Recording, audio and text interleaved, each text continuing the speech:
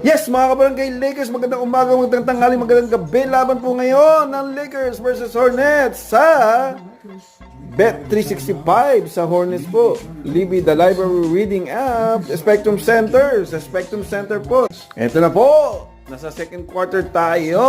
At si Davis po, nasa 49-37. Lamang po ang Lakers ng 12. 5 minutes and 22 seconds na lang natitira sa second quarter. Siyempre, alam nyo na, nahuli tayo.